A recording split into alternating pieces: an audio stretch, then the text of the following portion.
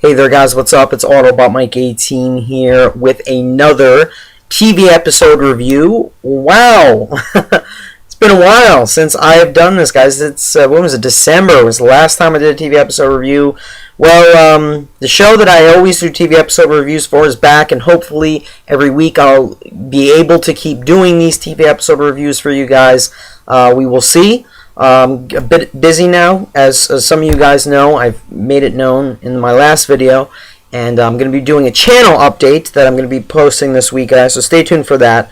Yes, hopefully I'm going to get to keep these up. But anyway, guys, getting past that, tonight was a pretty interesting night for television. And no, I was not watching the Grammys, as probably most people were, but I was on the good old channel known as AMC, watching two premieres for two shows. One of them is the return of a show that's now been on for 5 seasons. The other one is the premiere of a brand new spin-off show.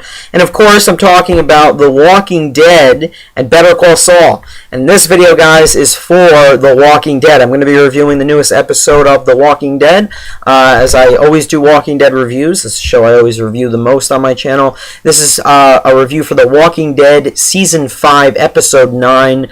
What happened? Hold on. What happened and what is going on? That's right. I almost forgot the title. Interesting title. And so, guys, I'm going to be filming this review for The Walking Dead. I watched both Walking Dead and the first episode of Better Call Saul, the Breaking Bad spinoff, and I'm going to review both. I don't think I'm going to be reviewing Better Call Saul in its entirety because it airs on Mondays, and Mondays aren't that great for me in terms of school. So I think I'm just going to be reviewing The Walking Dead, but I'm going to be reviewing the premiere episode of Better Call Saul. So stay tuned for that. That's going to be posted right after this goes up, okay? But anyway, guys, let's talk The Walking Dead.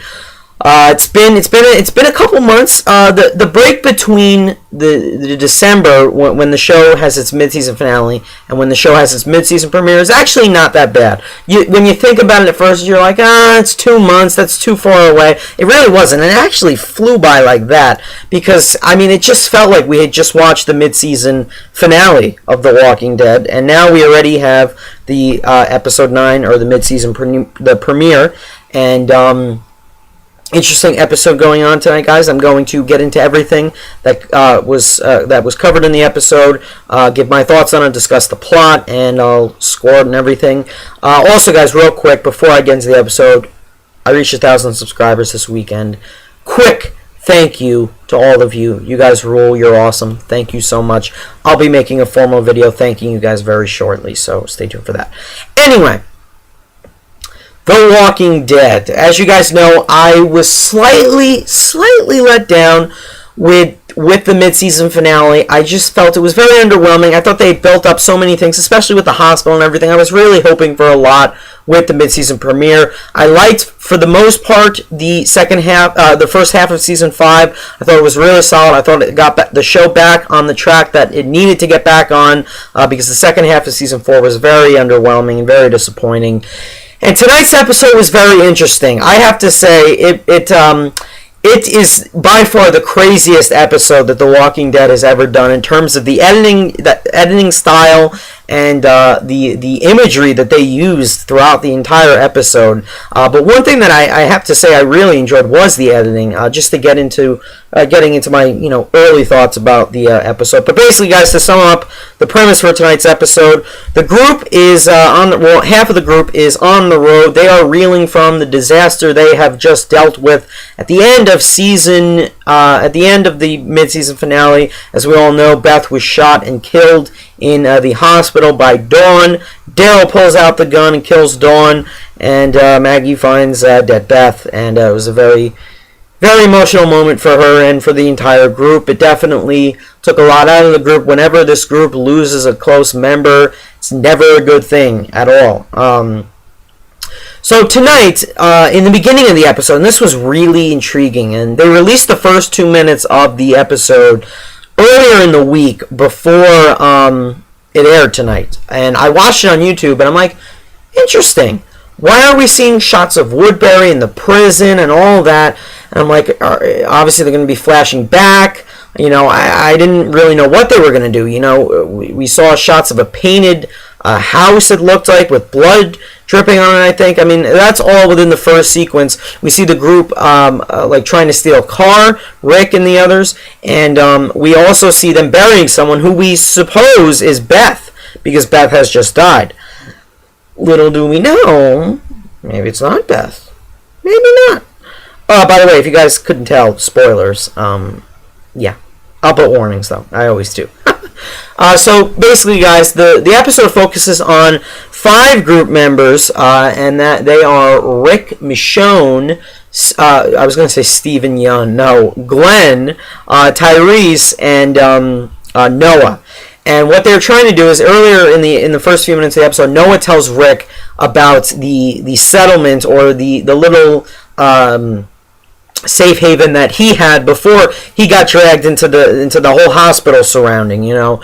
So Rick decides to make it the group's mission, or this small section of the group, to bring Noah back to where this little town of his was, to where this little like housing complex, like settlement is, okay? Noah's sanctuary, okay, before he got involved with the hospital. And Rick even justifies or explains to Glenn and Michonne at some point in the episode as to why he feels that this is so important that they brought Noah back to his settlement where his family is. And he says it's because Beth wanted it, and Beth said she was going to do her best to get Noah back to his family. And obviously when Beth died, it left a huge impact on the entire group. And Rick was like, no, I'm going to fulfill Beth's wishes. I am going to bring Noah back. So that's why the group sets out on this mission. So basically, they get to the settlement, and it has been through hell. Let's just put it that much. You see dead bodies all over the place, dead walker bodies. You see charred houses. You know, people. At first, when I'm first watching the first few scenes when they arrive at the settlement, I'm thinking, did the governor come through here? You know, and then I was like, how long was Noah at the hospital? Was he at the hospital before Rick and the gang met Woodbury and obviously destroyed Woodbury? When the governor was on his rampage, obviously killing everybody and, you know, killing different groups to savage their supplies and everything, did the governor and his men come through here? Because if you remember, back in season 1, that group, that nursing home group that Rick and the gang met, the governor came through there and tore that place up. So that's what I thought happened in the beginning of the episode.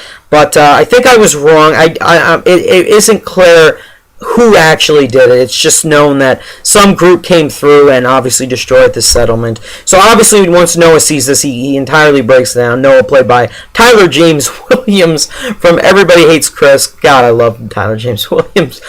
He's great. And this completely breaks Noah. And the group, when they see that the place is in ruins, they're like, you know what? Let's see if we can scavenge any supplies or anything we need. So Rick, Michonne, and Glenn head out on their own, while Tyreese stands back with Noah. And, you know, Tyreese is like soothing him, trying to calm him down. He's like, it's all right. It's gonna be all right. I've been there. I know what it feels like. You know, he's having lost Karen.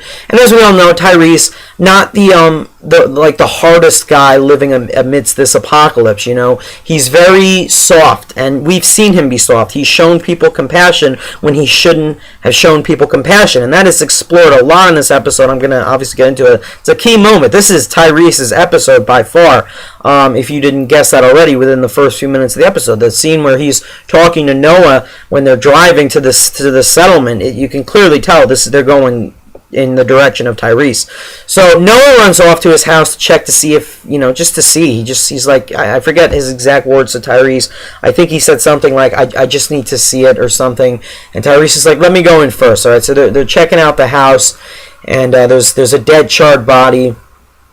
Noah covers up, and Tyreese goes upstairs and into, I guess, one of the bedrooms, and apparently Noah had 2 twin brothers, and he's staring at pictures of the wall, and we see a shot of Tyreese looking at the pictures, and in the background we see something out of focus coming, and you think it's Noah, and you're like, uh-oh, something's gonna happen, and it reveals that it is one of the zombie twin brothers, and it bites Tyreese on the arm, and my mouth dropped. I was like, what? Are you kidding me? Really? Tyreese is going to go out like that? At first, I don't think I was, like, like angry at first. I was just like confused. I was like, what? Really? Is this really happening? And then I let it sink in, and I'm like, wait a second. Don't tell me Tyreese is going to go out like this. Please don't. And I was a little let down with that at first, but I'm like, oh no. So Noah rushes in and stabs the kid with an airplane hanging on the wall. And I was like, damn, that's his brother. But you know what? You got to do what you got to do. So Tyreese is now losing a profuse amount of blood, and he's just slumped against the room, and Noah runs out to go get help. And it's basically Tyrese's storyline as he's sitting in this room bleeding out. He's got this large wound on his arm, like on his left arm, I believe. Yeah, his left arm, like right there. And Noah runs to get help. Meanwhile, I'm just going to quickly divulge into Rick and Michonne and Glenn. That whole little storyline going on.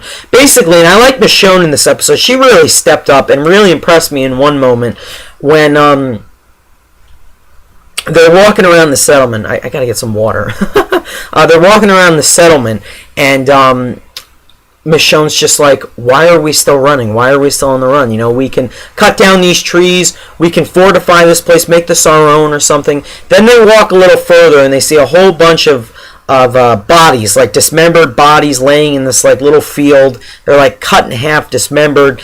And they're like, and Michonne's like, all right, maybe it's not a good idea to live here, blah, blah, blah. Then something hits her. She brings up Washington back to Rick, and she's like, you know what? Eugene lied. We all know that. And that was another big thing that happened in the end of in last season in general. Last season, as we all know, it was revealed that Eugene was lying about DC. He really doesn't know any cure. And Michonne's like, yeah, he lied to us. But why did he say Washington of any other state he could have mentioned? You know, so that leads Michonne to believe, what if there's something lying ahead for us at Washington? Yeah, there's no cure. That's been established. Eugene can't do shit. He can't help us. He's useless, basically. The only thing he has is a brain, and that's it. That's his strength in this apocalypse. However, why did he pick Washington? Michonne has this little bit of ounce of hope, and she's like, you know what, it's got to be something. Instead of just moving on day by day, I'm paraphrasing, of course, she gives this whole little speech, and it encourages Rick to say, you know what, screw it, she's right. We got to try something. And Rick reveals that Washington's 100 miles away, DC, I mean. And that is their next move. The group is apparently going to be headed into DC, and that's going to be pretty interesting. I want to see where they're going to go with that. Hopefully they're not going to drag it out for a whole season. I hope not. And, so yeah. The other storyline, on the other hand, while Noah is off trying to get help, which took way too long if you ask me, Tyreese is sitting in this room, and all of his past demons start to surround him. You see Martin, that one guy who put the chokehold around Judith. Remember, they were locked up in that cabin together in the first episode of Season 5 when Carol went to go save the group from the termites? Tyreese, remember, he was with that guy Martin, who was like a real idiot, a real, scumbag, and he's basically like, you're not going to make it today. You're not going to make it out of this day if you think no one's going to die today. You and that baby are goners. And everybody was like, Tyreese, why don't you just kill this guy? And remember, he beat the crap out of him but didn't kill him. He told everyone he did, and then Sasha ended up killing him. And he sees all these other demons. He sees visions of Lizzie and Mika. He sees visions of Bob Stuckey. And you could see like the bullet hole in Lizzie's head. It's like faintly painted on her head, You see Beth. You see the governor. I was like, yes, the governor's back in vision form. And you see all these things, all these visions, and half of them, like the good people, like Beth and Lizzie and Mika, they're saying, it's okay to give in to this, it's your time. They're basically saying that to him. And the other half, the governor's bringing up, he's like, oh, you said you'll earn your keep. And they're basically, their main goal is basically to show Tyreese of the path that he's taken during this apocalypse and the mistakes that he has made. Because as we all know, Tyreese has screwed up, and he's done things that he shouldn't have done. Namely, he should have taken charge in scenarios where he should have taken charge. And they're basically just telling him, listen, dude, this world isn't for you. It's just, you're not cut out for this, man. You never were. And Tyreese is just sitting there listening to this, and he's like, And I'm like, damn, that really sucks. Everyone's just telling him you're worthless during this apocalypse. And when you look back, Tyreese had his badass moments in this show. He definitely has. And he brings them up. Remember the scene where he picked off all those walkers with the hammer? You know, how he survived that, I still don't know. But my point is, a character that has had his share of badass moments on the show has also done things that a human would do during the apocalypse, and a human... but we gotta remember that these people aren't really humans anymore. You know, they're in a world where there is none of that. There's no compassion. There should be none of that. There's no second chances. Someone screws you over, like that Martin guy. He threatens to kill you. You kill him. Tyreese let him live, and you know, in the end, Sasha ended up killing Martin. But they're basically, these are all of Tyrese's demons, all of the mistakes he's made, and he has made quite a few. And that is why we get the shots of Woodbury and like the interior shots of Woodbury and the prison, the exterior shots of the prison, and Lizzie and Mika, and the blood is Tyrese's blood that's dripping on the painting, the picture, the frame photograph. And all of this is all connected to Tyreese. This is Tyrese's story, and it's basically his episode to go out on, because Tyreese does bite the dust in this. But not right away. We did lose Tyreese tonight, but the group makes it back. The group finds Noah, and they make it back to Noah's house, and they do chop off and sever Tyrese's arm, and they start bringing him back towards the exit of this settlement, or wherever the hell they are, and you know, this Noah's town. And they're trying to carry him back. Mind you, Tyreese is a really big guy. And, you know, Tyreese is struggling. He's obviously losing a ton of blood. He's fighting to survive. And it's pretty interesting. You're like, is he honestly going to make it out of this? And I was really rooting for him. And I was like, if he does, though, I'll call bullshit on that, because there's no way that he won't turn into a zombie. He was bitten and infected for too long, in my opinion. I don't think they came back in time to get him. Yeah, they cut his arm off and they stopped the infection from spreading, but I think it was already spread. It was too late for him. But it doesn't matter. He's slowly bleeding out from loss of from the fact that they had to cauterize and cut off his arm. And they're trying to bring him back. And one of the best shots of the episode, and I swear to you guys, this is some of the best use of slow motion I've seen in a very long time. You just see a POV shot of Tyreese. He's sitting down, he's staring at a bunch of walkers charging in. Rick, Glenn, and Michonne are just picking them off. And you see the slow motion bullet fire from Rick's Magnum. It was amazing, guys. Excellent use of slow motion. I swear, it really was jaw-dropping. I really enjoyed it. So they get Tyreese into a car, and the car that they were using to get there, they're driving back to where the rest of the group is, and Tyreese is bleeding out. He sees all these people again in the car. He sees Lizzie and Mika and Beth and Bob Stuckey and everybody. And you hear radio announcements going on, as you've heard throughout the entire episode. And he's bleeding out. It's getting worse and worse. I'm like, please pull through for him. I think he's going through some sort of metamorphosis. Maybe he's going to step up now and take charge. This whole experience with with his arm being bitten, it's made him reflect on his mistakes. And now he's going to actually put himself out there in this apocalypse and do what needs to be done, which is at times killing people and saving your group's ass, you know? And I was like, that would be an awesome character arc for Tyreese. This is Tyrese's moment to change his way of life amidst this apocalypse. However, it doesn't come through. Tyreese bites the dust, and you get a wide shot of the car stopping. They drag the body out and place him on the floor.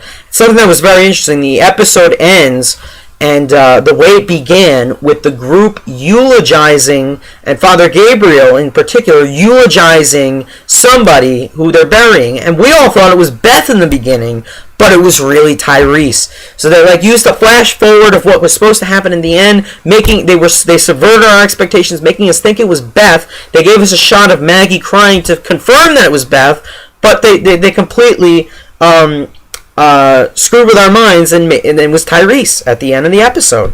And that was great. I really liked that. I thought that was a great use of editing. It was different, and I like how they did that. But yeah, they buried Tyreese, and then the last shot is a shot of like a cross or something when Tyrese's beanie had on it, and that's how the episode ends. So overall, guys, to break down the episode and get into the score and everything, I thought it was good. It was very well directed by Greg Nicotero. I still think there were some slow moments in the episode. At first, the editing technique didn't work for me. I'm like, what the hell is going on here? Seeing all these different images, they mean something in some way, but they're just throwing them down your throat. And the fact that the entire episode feels like Tyreese was on one giant acid trip as his arm was bitten and he was bleeding out, was kind of odd and just hard to get used to. But I think ultimately the one thing that got to me in this episode was the fact that Tyreese died, and not that I got emotional for it. I always liked the character of Tyreese. I did. And to be honest with you, completely honest with you, I am a little bit more bummed that Tyreese is dead as opposed to Beth. I cared more about Tyreese than I did Beth, just to put that out there. I never cared for Beth, in all honesty. And Tyreese was a badass character and had his badass moments, but looking back, he was a flawed character, and he was one of the few characters who held on to that 1 ounce of humanity that hardly any of the characters have left.